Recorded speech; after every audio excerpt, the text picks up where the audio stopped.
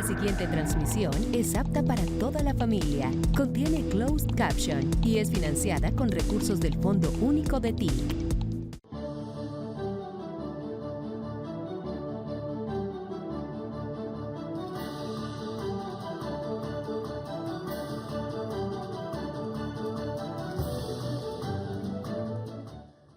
La intención de este acto inicial, con toda sinceridad se los cuento, era posesionar a los ministros, pero aún les faltan procedimientos. Este es un estado lleno de procedimientos, formalidades.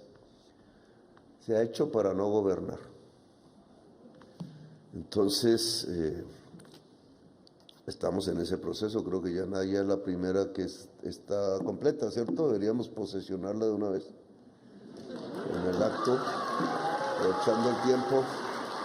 Yo lo había pedido antes, así que para que me traigan el juramento. Ya lo traigo, señor presidente. Bueno. Estaba en el Colón. No, ustedes dejémosla en el Colón, que es más elegante. Más elegante. No me adelanto. En el Colón va a presentarse la ópera La Vorágine. Podía verla, pues no. Como no pude ir a ver a Andrea Bocelli, ahora sí vamos a poder ir a ver La Vorágine, que cumple 100 años como novela, que es, digamos, con 100 años de soledad, nuestras grandes obras universales. La Vorágine cuenta la esclavitud. En tiempos recientes, en la selva amazónica, la violencia, y 100 años de soledad también. En 100 años de soledad cuenta la masacre en las bananeras en alguna parte. Y los 100 años de soledad son los 100 años de la violencia, y los 100 años de la vorágine, que también son los 100 años de la violencia, problema endémico de Colombia que no logra superar. Hay un hermoso debate sobre las estadísticas de homicidios, contar cómo se cuentan los muertos. Muy interesante, pero mal planteado por la oposición, como casi todas las cosas que ha planteado, casi no plantea. Se dedica a gritar histéricamente para impedir los debates que la nación necesita, como en este momento está ocurriendo con la reforma a la salud. Este gabinete tiene que ver con esas circunstancias. En términos generales, aquí hay parte del que será el nuevo gabinete. Aún no se han cambiado todos y todas las ministras que vamos a buscar. Tiene unos objetivos, unas finalidades. Uno es que el programa, en sus 10 puntos fundamentales, tiene que cumplirse. El programa no es todo el Plan Nacional de Desarrollo. El Plan Nacional de Desarrollo es una obra que trae de lo antiguo, de lo actual, que propone cosas hacia adelante, que es a veces caprichos de uno u otro congresista, de uno u otro ministro, y entonces un libraco tan gordo que siempre se encontrará el que no se cumple, porque es demasiada la retórica que ya está, y porque el Estado tampoco está acostumbrado ni a planificar ni a cumplir lo que se planifica. Y no aborda en esos libros y en esas leyes lo fundamental.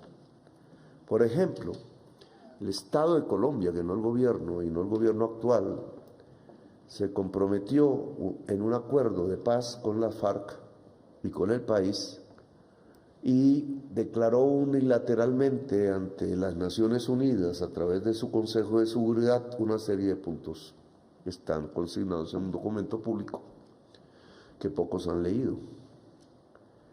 Ese documento público establece unos objetivos del Estado, unos compromisos.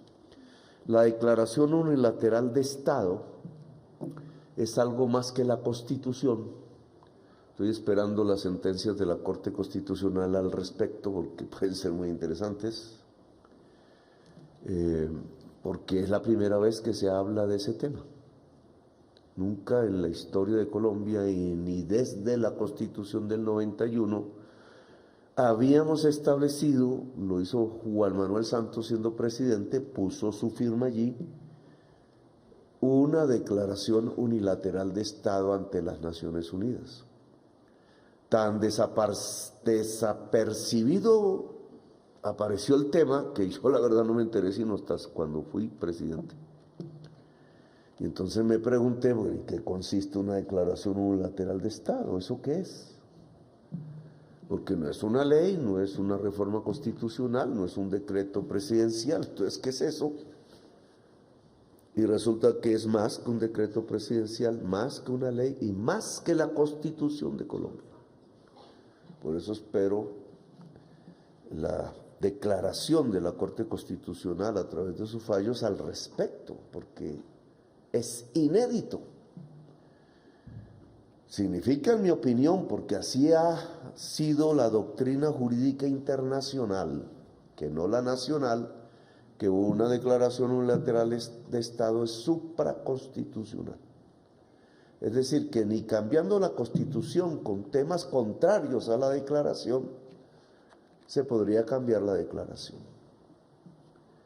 Y entonces esa importancia que alguna vez se pudo determinar frente a un caso concreto en el mundo, que fue los ensayos nucleares de Francia en islas del Pacífico, y que por la oposición mundial que despegó y de su propia sociedad, porque lanzar material radiactivo, sea el agua, sea el aire, pues es un tema de preocupación desde Nagasaki de la humanidad. Como ya han aparecido nuevos temas, un tema global, no hacer más ensayos nucleares. Y Francia los estaba haciendo. Pues Chirac, creo, decidió declarar unilateralmente ante la humanidad a través de Naciones Unidas que no iba a hacerlo más. Y a algún presidente francés se le ocurrió que eso no importaba y que iba a hacer otro ensayo. Inmediatamente se ofició de parte del Consejo de Seguridad de Naciones Unidas a los tribunales internacionales de justicia en La Haya para empezar a procesar al Estado francés por incumplimiento de la declaración. Esto no se sabe en Colombia, no se lo han contado, ni pública ni privadamente. Nosotros hemos sido los primeros en tratar de decirle a la población, oiga, lo que firmaron en esas páginas es absolutamente importante y entonces tenemos que hacer un ejercicio de cumplimiento, cumplir la palabra empeñada, decíamos nosotros. Cumplir es un tema que en Colombia, en la política, no aparece como una palabra corriente. En Colombia no se cumple. No cumplen con quienes firman la paz, los matan. No se cumple con el pueblo en las campañas presidenciales, los engañan. No se cumple entre las personas mismas en los acuerdos, incluso hasta de comercio que se realizan. Hay que llenarse a abogados para pelear en tribunales a ver si se cumple. E incluso cuando se va a un pacto judicial tampoco se cumple. El incumplimiento de la palabra es un generador de la violencia. Y aquí estamos ante una materia grave que cojo como ejemplo. Ni más ni menos que la declaración unilateral de Estado hecho por el Estado colombiano a través de su jefe de Estado, porque hay que subrayar que ahí es un jefe de Estado, Juan Manuel Santos. Obligatorio para todas las ramas del poder público. Y si no lo creemos, probemos.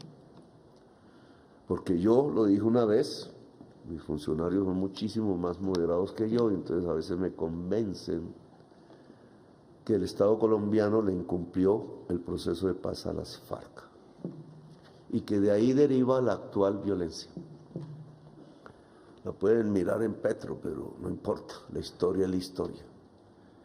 Estamos cayendo en violencias, en retornos de personas a las armas y a los fusiles de una manera muchísimo más degradada que antes, porque las fases de la historia no se repiten, nunca se repiten, lo enseñó el maestro Heráclito, nunca tocarás el mismo agua con el mismo dedo, nunca, jamás. Luego la historia es así, como el agua, fluye. Luego nunca la tocarás dos veces. Y en esa medida nuestras violencias son cada vez más degradadas, cada vez más disuelven cada vez más la sociedad colombiana, el Estado, la nación. Vamos hacia una posibilidad que nosotros tratamos de evitar en este gobierno, que es la disolución. Lo que hay en el Catatumbo no es un ensayo de un decreto de conmoción interior por jugar. No es que a Petro no le gusta sino esos decretos, entonces, porque no es demócrata, diría la prensa, y soy muy demócrata. Si no somos eficaces, perdemos la frontera. Y ya no estamos en un problema de orden público interno, estamos en un problema de soberanía, cuyo Estado, de acuerdo a nuestra Constitución, no es ni siquiera el de la conmoción interior, es el de la guerra. Estado de guerra lo llaman ahí, que nunca hemos usado. Pero cuando está en peligro una frontera con armas, hacia allá nos acercamos y no somos capaces de cumplir. Y por eso el incumplimiento de temas como la Declaración Unilateral de Estado, ¿por qué se incumplió? Porque no hay reforma agraria. Nosotros hemos llegado a adquirir, coger 500.000 hectáreas, pero son 3 millones. Y hemos entregado 150.000 en todos esos procesos y trámites que leyes y normas anteriores dejaron, y el Congreso no quiso cambiar las normas. Lo dice la Declaración Universal de Estado, y se reformarán las normas que permitan su cumplimiento. Pues en reforma agraria, Catherine y sus amigos no dejaron que eso se discutiera siquiera en el Congreso. Cumplimos la Declaración Unilateral de Estado, la incumplimos. Como Estado, cuando hablo en plural no me refiero al gobierno, que tiene la voluntad puesta en ese empeño, sino al Estado como tal. Y si vamos a la transformación del territorio, ministra de Transporte, que aquí presente, nueva ministra de Transporte, mañana nos contará si el estudio de la carretera del Catatumbo existe y en qué nivel. Porque miren cómo es eso de la transformación del territorio, al cual, segundo eje del acuerdo con la FARC, pues el Estado colombiano se comprometió. Preguntemos cómo está el metro elevado de Bogotá solamente, y di algo crítico a ver qué te pasa en la prensa. Estamos ante un business muy berraco, porque no van a disminuir los tiempos de viaje en la ciudad de Bogotá cuando se termine la obra y se use. No sé cuándo será, pero cuando eso pase, no disminuyen los tiempos de viaje en toda la ciudad de Bogotá. No sirve para eso, es para otra cosa. Pero mira la prensa cómo reaccionaría, y ahora pregúntale a la prensa cómo reacciona si no hay estudios de la carretera del Catatumbo, o están en un nivel inutilizables. ¿Y por qué no hay estudios de la carretera del Catatumbo si sabemos lo que es la frontera, que hay una enorme zona de producción de hoja de coca en la frontera, que hay miles de armas ilegales y gasolina ilegal y pasos ilegales y contrabando ilegal en la frontera, que hay una binacionalidad en la frontera, y que para juntar esa frontera con una carretera que nos traiga hasta acá, pues hay que hacer la ampliación de lo que era Gamarra Ocaña, sin corrupción, que nunca hicieron más allá, porque más allá empezaba la población del Catatumbo. Les interesó solo el negocio, el business, Odebrecht y Sarmiento, en el tramo Gamarra Ocaña, y más para allá, ni un metro de pavimento. ¿Por qué? Porque eran los campesinos, era la zona productora de hoja de coca, porque si una carretera del mismo tamaño nos hubiera llevado a la frontera, esa zona hubiera dejado de ser de hoja de coca, hubiera dejado de ser de violencia, hoy sería incluso un paraíso turístico de Colombia, y una frontera fuertemente defendida incluso por su propia población. Pero no está la carretera del Catatumbo en los archivos del Estado colombiano, o está de una manera, ya la ministra no lo dirá mañana, que le pido que lo haga. Porque ahí ustedes entonces descubren en la práctica por qué hay territorios abandonados y violentos y por qué se incumplió el acuerdo de paz con la FARC. Porque lo mismo puedo preguntar en el litoral nariñense, lo mismo puedo preguntar en el cañón del Micay, lo mismo. Y claro, pueden decir, ¿y por qué ustedes no lo hicieron? Claro, no podemos hacer una carretera en 2 años y medio, pero la pregunta es válida. Y es porque no gobierna el pueblo, sino la burocracia. Y entonces te van diciendo, sí, estamos estudiando, y cuando llega el momento, no estaba el estudio. Porque había cuotas de corrupción al interior de largo aliento dentro de la burocracia estatal que realmente toma decisiones es en función del gran capital y no del pueblo colombiano. Por eso la labor de este gabinete es penetrar las ollas de la corrupción, no dejarles tomar decisiones y cumplir el programa de gobierno. Y ese es uno de los objetivos fundamentales. Claro, nos dirán,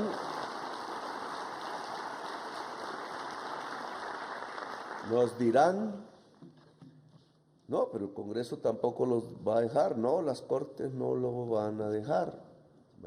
El Estado colombiano no está hecho para construir un Estado social de derecho, es decir, justicia y en el fondo oportunidades a la totalidad de la población, no a un grupo minoritario. El Estado sí es capaz, con el dinero público de toda la población, a abrirle oportunidades al grupo más rico de la población. Eso es facilísimo para el Estado. Por eso está hecha la vía Ocaña-Gamarra. Doble calzada, no tiene un hueco, creo. Pero ¿por qué no está hecha la vía Ocaña-Tibú? Porque el Estado no es para los pobres, sino para el business, los grandes negocios. Para eso sí. Y entonces nos dirán, ¿qué hace un gobierno progresista en medio de un Estado que no es capaz de crear un Estado social de derecho? Y el Congreso se atreve, ya el hijo del jefe paramilitar Tobar impide que ya no fue suficiente el pasado, ahora no es suficiente el que el pueblo colombiano quiera una reforma a la salud y pueda existir una red pública hospitalaria decente, unos puestos de salud decente y unos médicos pagos por el Estado que puedan ir donde la viejita o el viejito, allá en esos pueblos del Cesar, que dijeron que iban a defender o que enterraron en cementerios. ¿Por qué? Entonces el Estado no es el Estado social de derecho.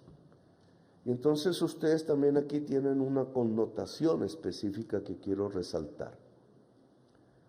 Ustedes reflejan, no todos ni todas, movimientos sociales, más que partidos políticos. Diversidades de la sociedad colombiana.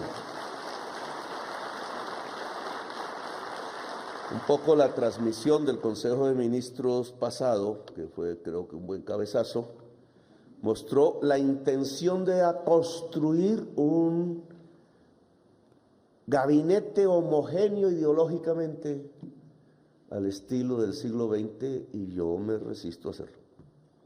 No me gusta la homogeneidad, porque Colombia no es homogénea. Y en esa medida el gabinete sigue siendo heterogéneo. Pero allí uno de sus ejes centrales es el movimiento social. Por eso, por primera vez en la historia, le pregunté a la ministra del Ambiente, a punto de posesionarse, si tenemos datos de un ministro indígena en la historia de Colombia. No sé ustedes si alguien los recuerda. Puedo equivocarme, pero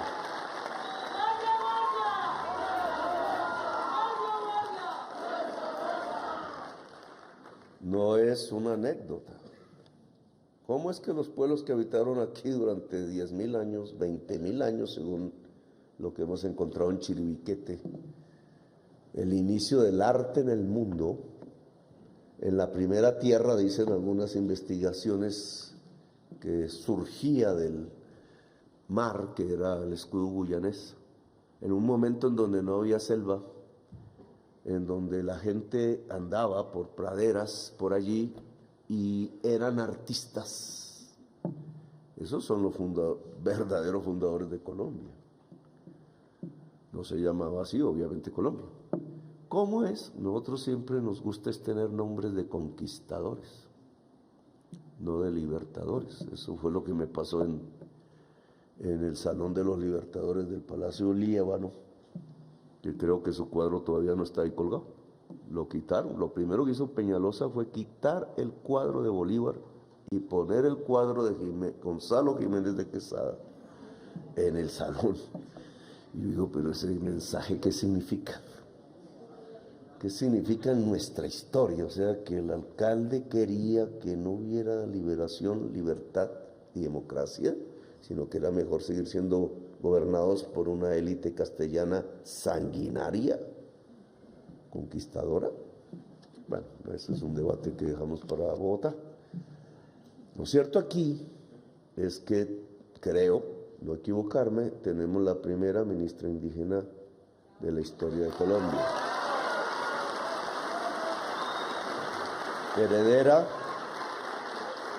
Heredera de esos ancestros que hace 20.000 años ya pintaban arte, mucho antes en la historia, mucho antes de la historia, porque ya ahí ese mundo no es propiamente histórico, estaban aquí. Y usted es descendiente de ese mundo, y todos, porque al final terminamos mezclados, bien mezcladitos que estamos, y todavía no lo reconocemos. Pero ahí está uno de los pilares y uno de los movimientos sociales más fuertes de la actualidad colombiana, el movimiento indígena.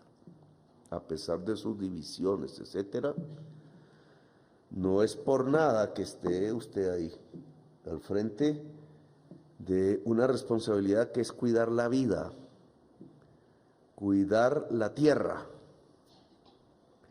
ante la humanidad toda. Porque es bueno que se sepa en el mundo, no solo aquí en Colombia, es que hemos puesto al frente del cuidado del corazón del mundo, donde arranca la selva amazónica sin la cual no se puede vivir en el planeta, a una heredera de los ancestros más antiguos de este territorio, a una líder del movimiento indígena colombiano.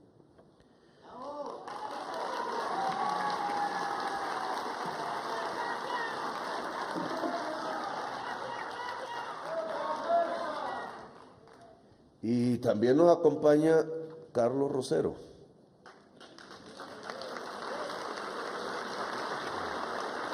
Y no está a nombre de un grupo político exclusivo, digamos, ni de una región determinada, que obviamente lo está, sino de todos los pueblos negros de este país.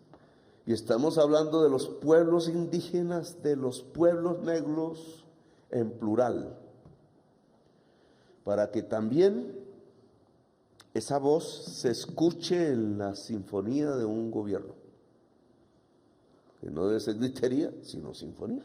He ahí el problema de lograrlo. Un coro así como el que tienen atrás, que suene chévere. Sonar chévere en el pueblo. Tienen a un dirigente obrero, ¿cierto? De los duros del sindicalismo independiente de Colombia en su época, de la Unión Sindical Obrera, que además es uno de los fuertes sobre los que se constituyó una organización del pueblo trabajador golpeado, ni más ni menos asesinaron 3.000 sindicalistas, la mayoría en Urabá, pero en muchas otras partes, 200 en los cultivos de palma africana del sur del Cesar, entre esos muchos amigos míos, lo vi en muchas regiones de Colombia, pero aquí están. Y entonces los pueblos negros, los pueblos indígenas, las organizaciones obreras, el estudiantado está representado aquí, por lo que vi en la prensa, por nuestro ministro de Educación. Está estudiando y no fue capaz de pasar la maestría, hombre. Usted no se preocupe, porque yo hice una maestría y ni tuve tiempo de presentar la tesis, así que usted va por delante de mí.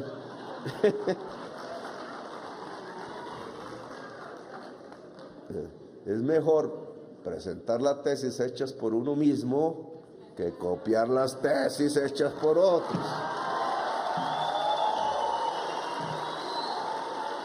Esa es la diferencia entre la derecha y la izquierda. Espero, hay izquierdistas también tramposos. Eso no hay que ponerle en la barrera, pero indudablemente que el ministro de Educación sea capaz de hacer el esfuerzo entre el tiempo poco que queda de preparar una tesis y de enfrentarse para defenderla es supremamente importante. La próxima pasa, porque si no, ahí sí se la ve conmigo. Trabajo garantizado, no se puede garantizar trabajo sin alta productividad, y le dejo esa tesis. En fin, la presencia de movimientos sociales aquí, no voy a referir a cada una, tiene como función el preparar la gran movilización social colombiana. Porque los mensajes que están dando es que el voto del año 2022, como la declaración unilateral de Estado, son motivo de burla. Otra vez, la tesis de que incumplir es la idiosincrasia del gobierno y del Estado en Colombia. Y eso no puede ser, porque eso nos arroja de lleno a la violencia y a la disolución nacional. Y nosotros somos los portadores de la Constitución del 91, por tanto de la unidad nacional en su diversidad y por tanto del proyecto más poderoso para articular no solo el corazón del mundo, la diversidad colombiana, sino la de América Latina, el Caribe y la humanidad. Entonces aquí no nos podemos frenar. No podemos decir, sí, qué pena, no pudimos. No, señores, la calle es otra vez el escenario. De la manera como sabemos hacerlo, pacífica, alegremente, pero contundente y multitudinariamente. Y si arrancan los pueblos negros y los pueblos indígenas, arranquen. Para mañana es tarde, tocó ya.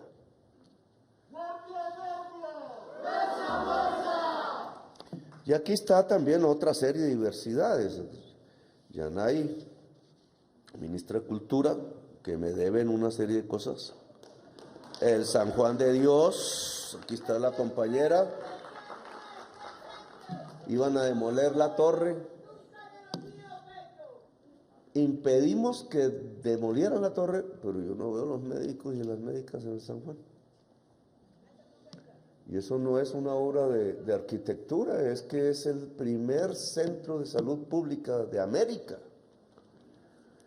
Lo quieren dinamitar para borrar de la memoria del pueblo bogotano y colombiano y latinoamericano la existencia de algo que se llama la salud pública, porque quieren business y negocios con la salud y la vida de la gente. Y lo hemos sostenido es porque queremos que esa memoria y ese corazón quede, pero no como unos ladrillos ahí tirados, muertos al final sin alma, sino como un cuerpo vivo de la salud pública para el pueblo de Colombia. Por tanto, ese hospital se abre o se abre, porque es la orden de la justicia y porque es la orden de la historia. Pero bueno, digamos, ¿por qué está el San Juan en la cultura? Bueno, tiene su razón de ser, porque es un patrimonio arquitectónico y patrimonio histórico, está en el Ministerio de Cultura, etcétera. Pero Yanay, obviamente por su nombre y por su pinta, pues es parte de sus ancestros, están ubicados en el Oriente Medio. Como también nuestro embajador en Arabia Saudita, que espero que hable perfectamente el árabe, el Karachi, ¿Qué significa esos nombres? ¿Dónde está el papá y la mamá libaneses? Y aquí está, gracias, y aquí está Odette. Aquí pues le presento a Odette, que es hija de palestino, artesano del nácar.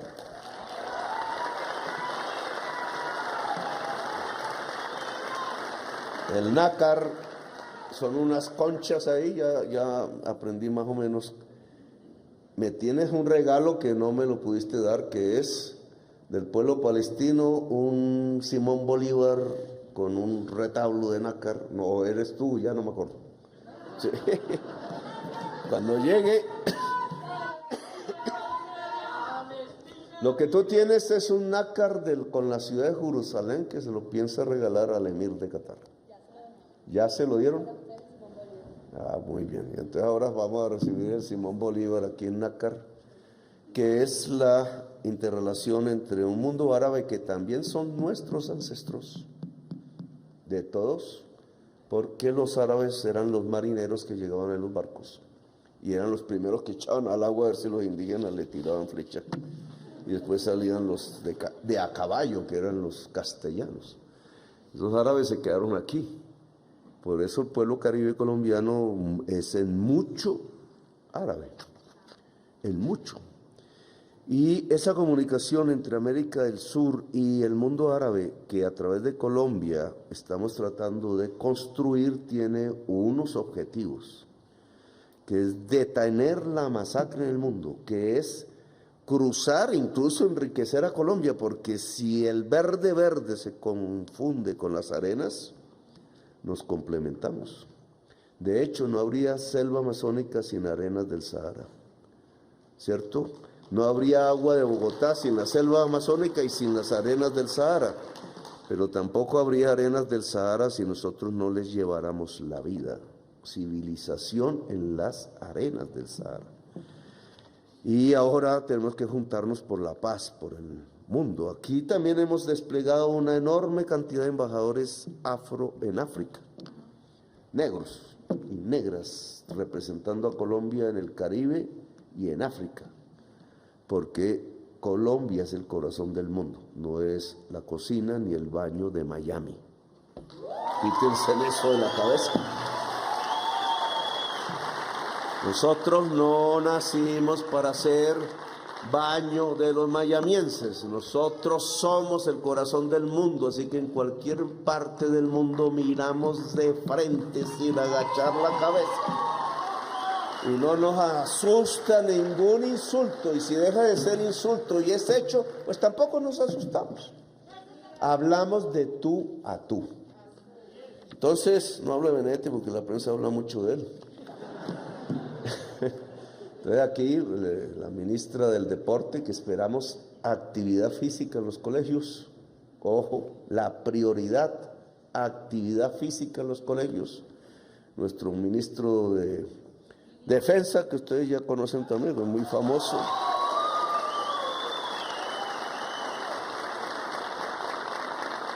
Es difícil hablar de política con militares en el gabinete.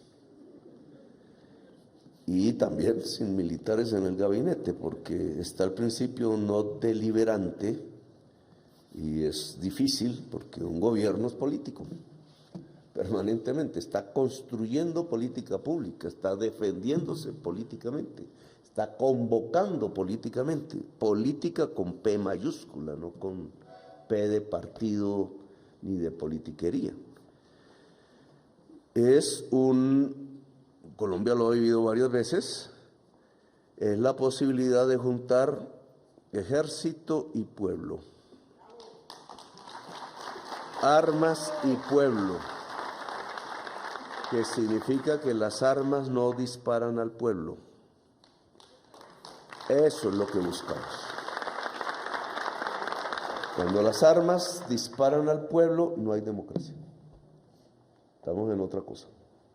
Y Bolívar, que al final es el inspirador militar de Colombia, Bolívar lo dijo a la perfección. Maldito el soldado que apunte su arma contra el pueblo. Luego, este pueblo diverso, con todas sus maneras de pensar, de cantar, de sentir, etcétera, diverso con todos sus problemas complejos, a los que lo han llevado 100 y 200 años de soledad, sabe y siente, y lo hemos visto en el Catatumbo, sí que se ve ahora, que al final de todo confía que el Estado tenga las armas del pueblo y que las armas del pueblo protejan al pueblo. Entonces, en esa medida es simbólico, obviamente, hubiera podido seguir la tradición reciente, no me gustó la tradición pasada, yo la sufrí, pero esta es la experiencia de que la gente en los barrios, en los lugares veredales, en las selvas, vean su ministro de Defensa una posibilidad emancipadora, no represora. No está para reprimir, está para liberar, como fue Bolívar. Bolívar no construyó cárceles. Bolívar no se jactaba de mandar gente a la cárcel, aunque dicen que fusiló a unos cuantos. Bolívar no fue dictador. Se le ofrecieron la dictadura y hasta la corona, pero lo rechazó. Bolívar al final se fue a morir triste como el leoncito viejo. Cuando llega el momento, se fue por la trocha del agua y se murió en Santa Marta, donde vamos a conmemorar los 500 años que no van a ser del primer conquistador, sino del primer libertador, que entre otras era Bencos Biojó, pero allí murió el libertador de América. Entonces, el general pues tiene aquí algo que retomar en la historia de Colombia, que yo mencionaba a Gustavo Rojas Pinilla, con todos sus defectos, aquí Oti los conoce bien, pero el general Rojas Pinilla es el general que le dice a Colombia hay que hacer la paz, y lo intenta hacer, no se queda en el discurso, y queda en el camino. De ahí su bandera, pero no vuelvo a repetirlo de la bandera porque no les gusta. Pero el general Rojas Pinilla le dijo al pueblo de Colombia, el camino de matarnos entre nosotros no sirve. El camino que le sirve a Colombia es abrazarnos entre nosotros. Bien, aquí ya termino mi presentación porque hay que ir a ver la vorágine. Y les agradezco a todos su presencia aquí. Y ojalá este gabinete que se junta con el que está aquí abajo, que ya viene de atrás, más otros cambios que se van a hacer, entonces provoque lo que hay que provocar, que es básicamente cumplir y movilizar a la sociedad colombiana a que se cumplan sus derechos y sus libertades. Gracias, muy amables por haberme escuchado.